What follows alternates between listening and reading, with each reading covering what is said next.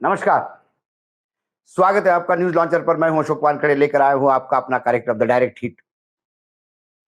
आज हमारी विदेश नीति ही हिट नहीं हुई है, पूरा भारतवर्ष हिट हुआ है। कश्मीर, जो पाक ऑक्युपाइड कश्मीर है, जो हमारा कश्मीर है, उसकी लड़ाई भी कमजोर हो गई है। क्योंकि यदि मैं गलत ना हूं, जो इतने प्रधानमंत्री जवाहरलाल नेहरू से लेकर नरेंद्र मोदी तक हमने देखे, इतने कमजोर प्रधानमंत्री यदि और कोई नहीं है, ये मैं कहूं तो अतिशयोक्ति नहीं होगी।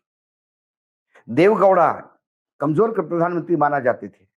गुजराल बहुत कम समय के लिए रहे।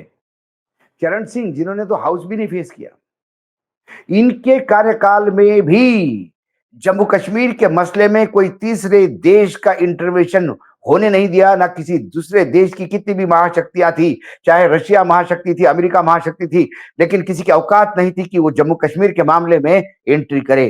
क्योंकि बार बार भारत, किसी की भी सत्ता हो भारत के अंदर, एक ही बात बोल रहा था कि भारत और पाकिस्तान के बीच का ये मसला है, इसमें तीसरे देश को कोई जगह नहीं। लेकिन पहलगाम के हमले के बाद ऑपरेशन सिंदूर, और ऑपरेशन सिंदूर के बाद भारतीय सेना की, पाकिस्तान ने हम पर हमला बोल दिया मुंबई में, और हमारे मंत्री जी अमेरिका गए और रोने लगे, ओबामा ओबामा ये हमको मार के चला गया, बचाओ बचाओ। ये कोई तरीका होता है?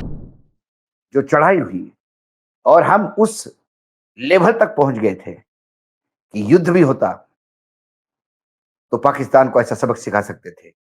लेकिन फिर वही हुआ जो पिछली 2 बार हुआ, जिसके लिए कई बार कांग्रेस सरकार को लतौड़ा भी जाता है। हाथ पे आया हुआ विजय हमने गंवा दिया। फिर अमेरिका बीच आया। एकाएक ट्रम्प साहब, जो कल तक कह रहे थे कि हमको कोई लेना देना नहीं है, ये 1500 साल से लड़ रहे हैं, आपस में लड़ रहे हैं, आपस में निपट ले, we have nothing to do, ये बोलने वाले ट्रम्प साहब का ट्वीट आता है कि रात भर निगोशिएशन करने के बाद ये दोनों देशों ने कॉमन सेंस यूज करके अब सीज फायर कर दिया है, और पूरे विश्व में अपना डंका बजाने का प्रयास किया कि देखो भारत और पाकिस्तान का युद्ध होते होते रह गया और हमने इसको इंटरवेन किया, हमने उसको रोका।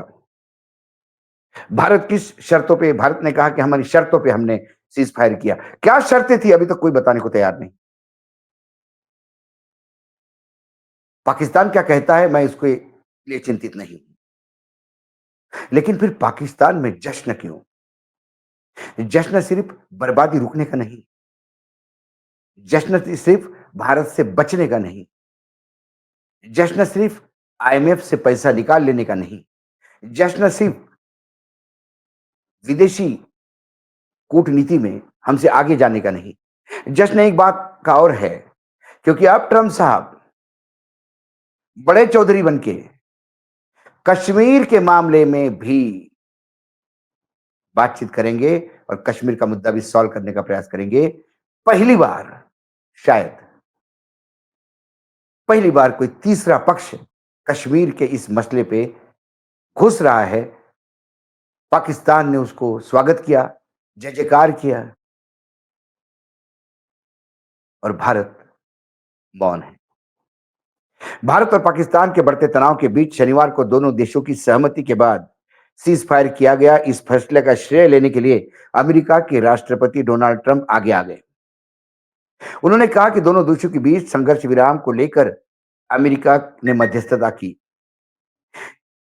इसके उनके सोशल मीडिया पे एक पोस्ट पे कश्मीर मुद्दे को लेकर भी बड़ी बात कह दी है, और यही है जहां हम हिट होते हैं। डोनाल्ड ट्रंप ने संघर्ष विराम करने के लिए भारत और पाकिस्तान को मजबूत और दृढ़ नेतृत्व की प्रशंसा करते हुए रविवार को कहा कि उनके साहसिक कदमों से उनकी विरासत काफी मजबूत हुई है। भारत और पाकिस्तान शनिवार को नियंत्रण रेखा व अंतर्राष्ट्रीय सीमा पर संघर्ष विराम के लिए सहमत हो गए। ट्रंप साहब ने आगे कहा, सोशल मीडिया जो मंच है ट्रूथ सोशल पर एक पोस्ट में उन्होंने कहा, मैं आप दोनों के साथ मिलकर यह पता लगाने के लिए काम करूंगा कि क्या कश्मीर के संबंध में कोई समाधान निकाला जा सकता है। ईश्वर भारत और पाकिस्तान के नेतृत्व को उनके अच्छे काम के लिए आशीर्वाद दे। इसके पहले अमेरिकी राष्ट्रपति ट्रंप साहब ने कहा था कि मैं भारत के करीब हूं, मैं पाकिस्तान के भी बहुत करीब हूं और कश्मीर में वे 1000 साल से लड़ रहे हैं। कश्मीर मुद्दा 1000 साल से चल रहा है, शायद उससे भी ज्यादा समय से। ट्रंप ने पहलगाम आतंकी हमले की आलोचना तो की और उन्होंने कहा कि इस सीमा पर 1500 साल से तनाव है, आज भी वैसा ही है, लेकिन मुझे यकीन है कि वे इसे किसी तरह से हल कर लेंगे। मैं दोनों नेताओं को जानता हूं, पाकिस्तान और भारत के बीच बहुत तनाव है, लेकिन वो हमेशा से रहा है। अब उसके बाद पाकिस्तान को आईएमएफ से लोन मिलता है और ट्रंप साहब सीज फायर करवा देते हैं। अब वो कश्मीर में इंटरवेन करने का प्रयास करते हैं। ट्रंप ने मुझे कहा कि मुझे भारत और पाकिस्तान के मजबूत और दृढ़ नेतृत्व पर गर्व है, जिसके पास यह जानने और समझने की ताकत है, समझ एवं धैर्य है उस मौजूदा आक्रामकता को रोकने का समय आ गया था, जो बहुत लोगों की मौत और विनाश का कारण बन सकती थी। लाखों अच्छे और निर्दोष लोग मारे जा सकते थे। आपकी विरासत आपके साहसिक कार्यों से काफी मजबूत हुई है। मुझे गर्व है कि अमेरिका इस ऐतिहासिक और साहसी निर्णय तक पहुंचाने में आपकी मदद कर सका। हालांकि इस विषय पर अभी चर्चा नहीं हुई, लेकिन वह इन दोनों महान राष्ट्रों के साथ व्यापार को काफी आगे बढ़ाने के लिए उत्सुक है। ये एक ट्रम्प साहब का जो सोशल मीडिया पे ट्वीट है, इस ट्वीट ने भारत की स्थिति बहुत कमजोर कर दी है। और आश्चर्य की बात है कि भारत सरकार अभी तक खुल के इस बारे में बोल नहीं पा रहा है कि ट्रम्प साहब आपका धन्यवाद, आपने हमारे बारे में सोचा, लेकिन कश्मीर के मामले में पाकिस्तान और भारत के बीच में हम तीसरे किसी भी देश को या तीसरे किसी भी संस्था को या तीसरे किसी भी व्यक्ति को हम दोनों के बीच नेगोशिएशन करने के लिए जगह नहीं देंगे। ये जो दृढ़ निश्चय भारत के हर प्रधानमंत्री ने किया, वो मोदी जी से उससे ज्यादा अपेक्षित था। लेकिन जैसा कि मैंने कहा, अमेरिका बोलते से ही क्यों हमारे प्रधानमंत्री के पैरों के नीचे की जमीन खिसक जाती है। अमेरिका कहते ही क्यों प्रधानमंत्री अमेरिका की हर शर्त मानने को तैयार हो जाते हैं। अमेरिका के लिए प्रधानमंत्री क्यों भारत की कई चीजें दांव पे लगा के बैठे हैं, इसका जवाब प्रधानमंत्री नरेंद्र मोदी जी को देना होगा। और पाकिस्तान की ओर से जब ये बात हुई कि हम आप कश्मीर के मुद्दे में भी अ, मध्यस्थता करेंगे, तो पाकिस्तान का इस ऑफर का स्वागत इस्लामाबाद ने किया। इस्लामाबाद ने कहा कि हम अमेरिका की मध्यस्थता की स्वागत करते हैं। सवाल ये है कि पाकिस्तान और भारत के बीच 1500 साल से संघर्ष है, ये बात कहने वाले डोनाल्ड ट्रंप को शायद भारत भूभाग का इतिहास ही पता नहीं। इसके पहले भी जब उन्होंने ये ट्वीट किया था, तब भी हमने कहा था कि 1000 साल पहले भी मैं जाऊं तो दिल्ली की सल्तनत तो शुरू ही हुई थी। तब भारत के इस भूभाग पे चोला साम्राज्य का सर्वस्व था। ना कश्मीर डिवाइड हुआ था, ना पाकिस्तान का जन्म हुआ था। उसके बाद कश्मीर राज्य की भी सीमाएं रशिया तक फैली हुई थी। तो 1500 साल से कौन सा ऐसा संघर्ष ये आदमी देख रहा है जिसे कश्मीर और भारत का भूगोल और इतिहास पता नहीं, वो कश्मीर के बीच में आना चाहता है और ये पाकिस्तान के लिए सूट होता है। पाकिस्तान को लगातार पाकिस्तान की स्थिति ऐसी हो गई है कि इस ऑपरेशन सिंदूर के बाद पाकिस्तान ने क्या खोया?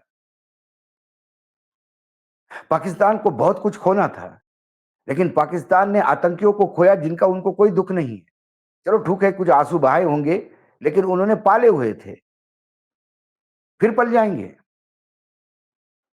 लेकिन $1 मिलियन, $2.3 मिलियन का आपने बाकायदा पैसा सैंक्शन करवा लिया। $1 मिलियन आपको रिलीज हुआ। सीज फायर के लिए अमेरिका बीच में आ गया, पाकिस्तान बच गया। अब जम्मू कश्मीर के मामले में भी पाकिस्तान अमेरिका आएगा। जब अमेरिका जम्मू कश्मीर के बीच में आएगा, तो क्या भारत अमेरिका का दिया हुआ सॉल्यूशन एक्सेप्ट करेगा या मना करेगा? कभी किसी देश ने नहीं बोला। इंदिरा गांधी जी का भी यही, इंदिरा गांधी ने सबसे ज्यादा अमेरिका का विरोध झेला होगा। उन्होंने कहा कि मैं मेरा पर्सपेक्टिव देख रही हूं, आप मेरे पर्सपेक्टिव के आपके आकलन से आंक लिए, लेकिन मेरा देश आपका पर्सपेक्टिव ले ये नहीं है।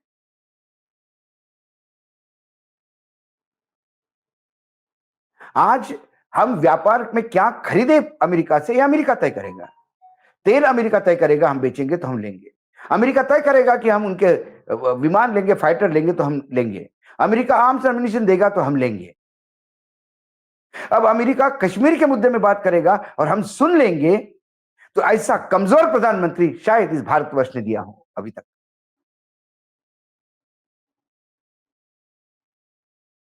कश्मीर का मसला भारत और पाक के बीच में है।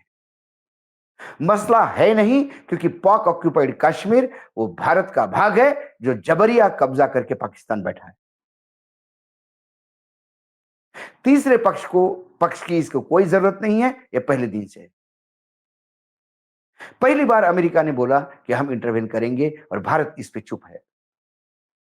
ये जो शांति बनी हुई है, ये जो चुप्पी है सरकार की, ये चुप्पी है मोदी सरकार की, ये चुप्पी है नरेंद्र मोदी जी की, ये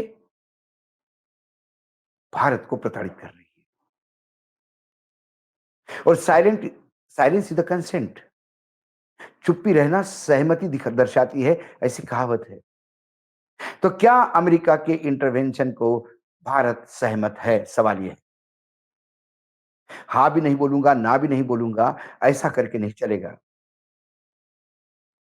यह प्रश्न अडानी का नहीं है, यह प्रश्न अंबानी का सहूलियत का नहीं है, यह प्रश्न भारत के मान सम्मान का है, यह प्रश्न मेरे कश्मीर का है जो पाकिस्तान नापाक कब्जा करके बैठा है।